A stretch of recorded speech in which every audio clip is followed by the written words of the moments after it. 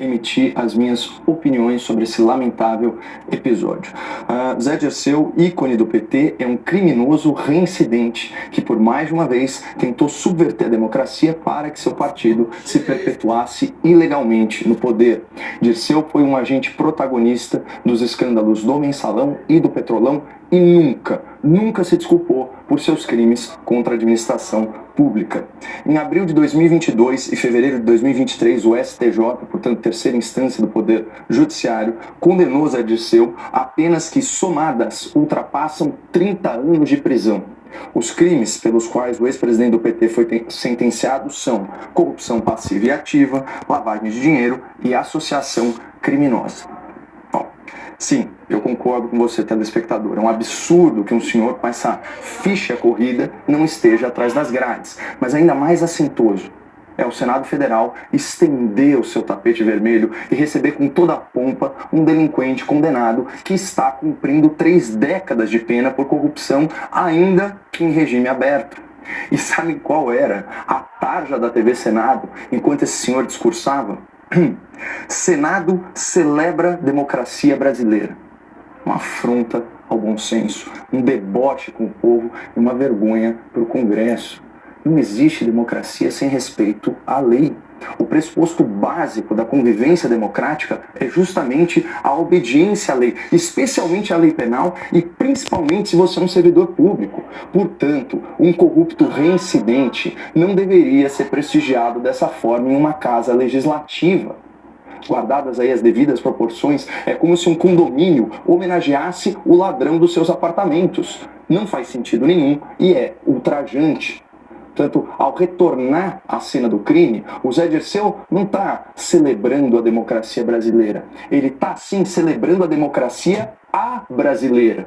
Uma democracia que prende e silencia inocentes, mas solta e dá palanque a criminosos condenados. Esse é o real simbolismo dessa visita. Bom, respondida a pergunta, eu separei aqui algumas pérolas do discurso para entreter a nossa audiência. Segundo o Zé Dirceu, aspas, a democracia está em risco no mundo, não é só no Brasil. E como exemplo desse fato, ele cita a guerra contra o povo palestino.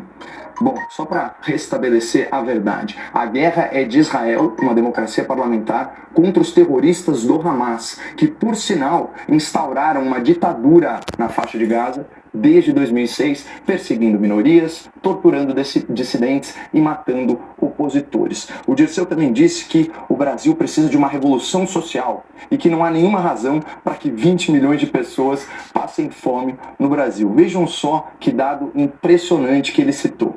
O governo Bolsonaro, que dobrou o número de lares beneficiados pelo Bolsa Família de 11 milhões para 22 milhões e triplicou o valor médio de pagamento de 191 para 600 reais, contabilizava supostamente 33 milhões de famintos. Lembram disso? Aí, já no primeiro ano do governo Lula, milagrosamente, 13 milhões de pessoas deixaram de passar fome no Brasil. É claro que quem assina esses estudos bem duvidosos não é o IBGE, mas sim grupos de pesquisa ligados ao lulopetismo. Nessa mesma toada, falando aqui sobre insegurança, ainda sobre insegurança alimentar, o Dirceu disse esperar que os agrotóxicos deixem de existir nos próximos 10 anos. Então, para começo de conversa, esses defensivos agrícolas são devidamente autorizados pela Anvisa, uma agência reguladora do próprio governo. E graças a esses produtos é possível produzir em escala e alimentar a humanidade a preços mais acessíveis. E aqui eu faço questão de registrar uma nota lateral. O PT adora falar que os sem terra são os maiores produtores de arroz orgânico do país e que esse é um modelo sustentável de agricultura.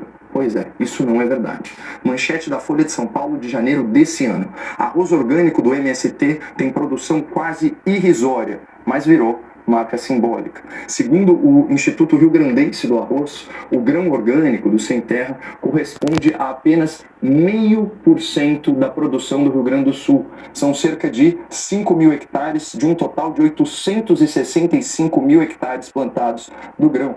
E pior, o valor desse arroz para o consumidor final, que é o que realmente importa, é de 20% a 100% mais caro que o alimento padrão. Então, como vocês podem atestar por esses exemplos que eu trouxe, o discurso do Zé Dirceu veio repleto de proselitismo e desinformação, o que me faz concordar com pelo menos uma opinião do nosso ilustre condenado por corrupção. A democracia está em risco no Brasil.